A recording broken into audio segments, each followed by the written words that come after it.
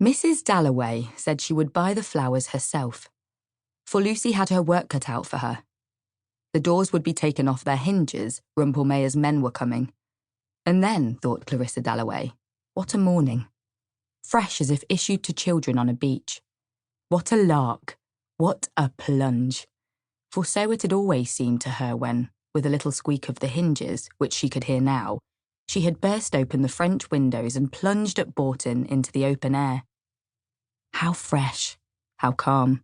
Stiller than this, of course, the air was in the early morning, like the flap of a wave, the kiss of a wave, chill and sharp, and yet, for a girl of 18 as she then was, solemn, feeling as she did, standing there at the open window, that something awful was about to happen.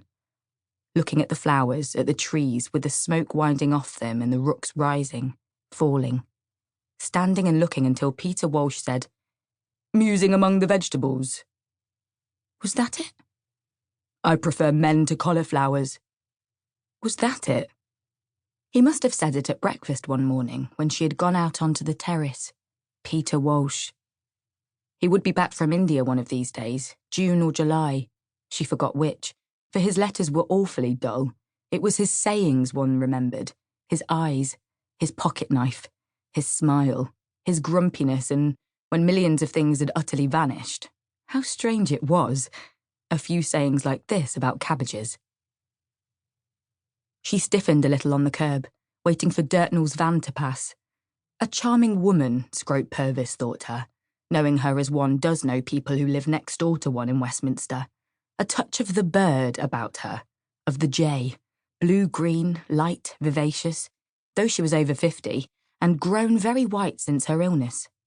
There she perched, never seeing him, waiting to cross, very upright. For having lived in Westminster, how many years now? Over 20. One feels even in the midst of the traffic, or waking at night, Clarissa was positive, a particular hush or solemnity. An indescribable pause, a suspense. But that might be her heart, affected, they said, by influenza, before Big Ben strikes. There. Out it boomed. First a warning, musical, then the hour, irrevocable. The leaden circles dissolved in the air. Such fools we are, she thought, crossing Victoria Street. For heaven only knows why one loves it so, how one sees it so, making it up, building it round one, tumbling it, creating it every moment afresh. But the veriest frumps, the most dejected of miseries sitting on doorsteps, drink their downfall, do the same. Can't be dealt with, she felt positive, by Acts of Parliament for that very reason. They love life. In people's eyes, in the swing, tramp and trudge, in the bellow and the uproar, the carriages, motor cars, omnibuses, fans, sandwich men shuffling and swinging, brass bands, barrel organs, in the triumph and the jingle and the strange high singing of some aeroplane overhead was what she loved. Life. London. This moment of June. For it was the middle of June. The war was over, except for someone like Mrs. Foxcroft at the embassy last night eating her heart out because that nice boy was killed, and now the old manor house must go to the cousin, or Lady Bexborough who opened a bazaar, they said, with the telegram in her hand. John, her favourite, killed. But it was over, thank heaven. Over. It was June.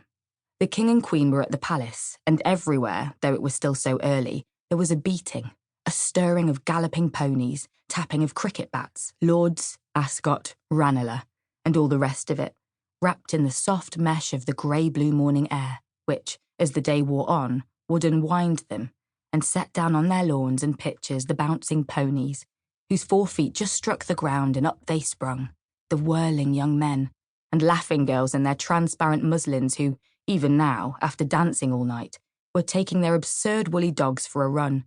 And even now, at this hour, discreet old dowagers were shooting out in their motor cars on errands of mystery, and the shopkeepers were fidgeting in their windows with their paste and diamonds, their lovely old sea-green brooches in 18th century settings to tempt Americans. But one must economise, not buy things rashly for Elizabeth.